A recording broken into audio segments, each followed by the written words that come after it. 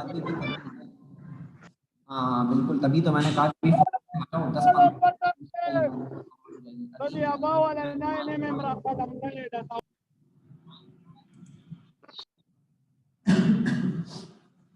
हाँ जी, तो मैं जरा यहाँ लिख देता हूँ प्रोसेस इन डाउन सेल क्या हुआ।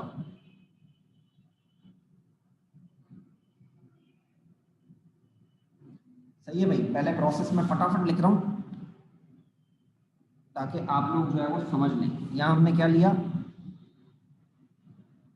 A mixture of NaCl, NaCl कितना लिया है 33% एंड CaCl2 कितना लिया है 67%। is first heated at 600 degree centigrade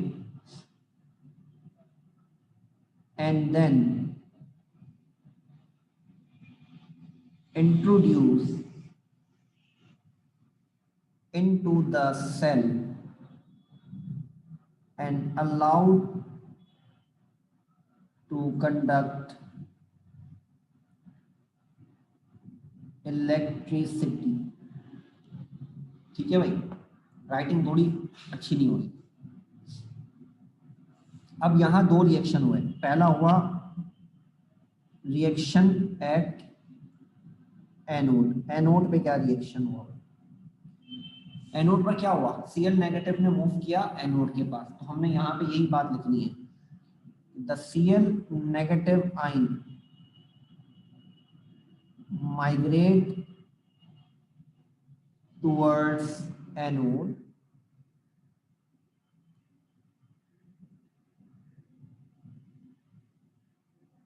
oxidize itself to produce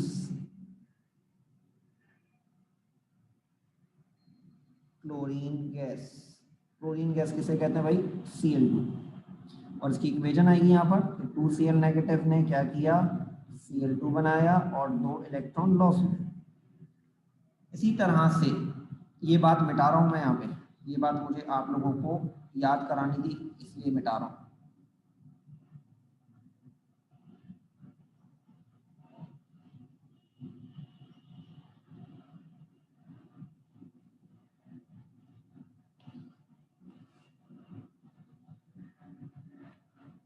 reaction at cathode, cathode पर क्या होगा भाई, on the other hand Na positive ion passes through iron gauze diaphragm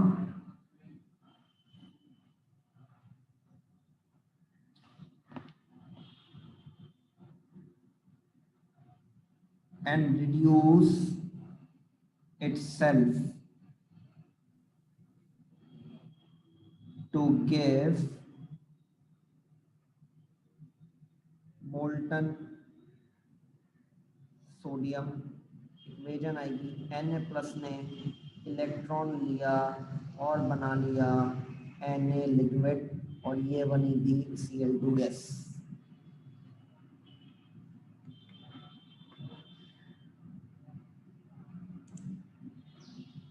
भाई अनम्यूट ही तो किया हुआ है। ठीक है भाई, तो कैथोड पर रिएक्शन लिखा और एनोड पर रिएक्शन लिखा। अब आते हैं, आपका जो सवाल था कि जाली क्यों लगाई थी। ये जाली इसलिए लगाई थी कि आ जाओ, यहाँ बना Cl2 गैस बनी ना, यहाँ पे Cl2 गैस और यहाँ क्या बन रहा है Na। अगर ये Cl2 और Na आपस में रिएक्शन कर जाएं, ये बहुत कोई छोटा छोटा लिखा हुआ है, मैं और बड़ा करता हूँ, और बड़ा करता हूँ। हाँ भाई,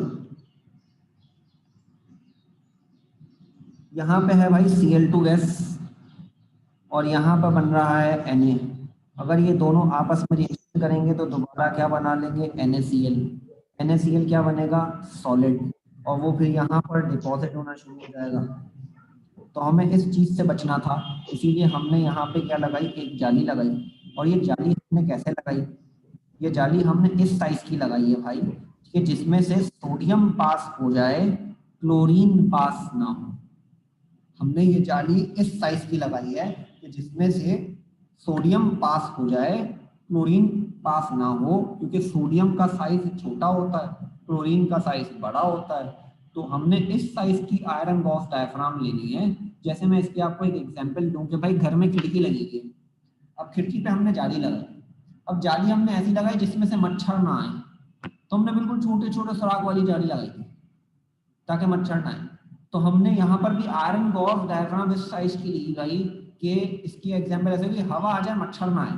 तो इसी तरह से हमारे पास इसको एग्जांपल ऐसे ले लें कि भाई आयरन गॉस डायफ्राम ऐसी लगानी है कि सोडियम आ जाए, क्लोरीन ना आए। तो हमने आयरन गॉस डायफ्राम इसलिए यूज किया यहाँ पर कि अगर सोडियम और क्लोरीन आपस में रिएक्शन करते तो वो NaCl बना लेते, फिर NaCl को मेल्ट करने के लिए हमें टेम्परेचर कितना देना पड़ता, 801। तो फिर ये प्रोसेस हमारा लंबा हो जाता। तो इसी से बचने के लिए हमने इन दोनों के दरमियान क्या लगा दी, आयरन गॉस डायफ्राम, और किस साइड से सोडियम पास हो जाए, क्लोरीन पास ना हो। समझ आ गई भाई बात?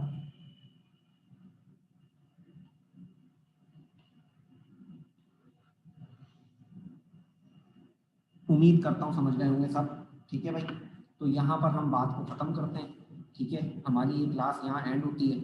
हम इंशाल्लाह जो है वो इसको अब कल आगे कंटिन्यू करेंगे। इसके 2 रीज़न है वो मैं लिखवाऊँगा।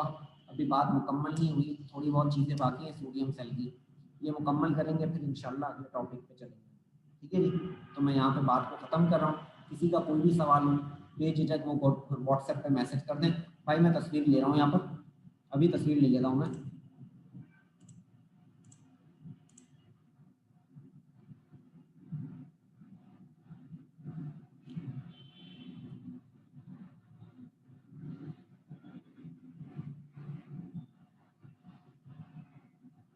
ठीक है भाई, मैंने तस्वीर ले ली है, मैंने तस्वीर ले ली है भाई। बिल्कुल, ये जो आपने मैसेज किया ना ये सिर्फ मैं ही देख सकता हूँ भाई, हसन भाई। ठीक है जी, तो कल जो है वो जो भी हुआ आज नहीं होगा।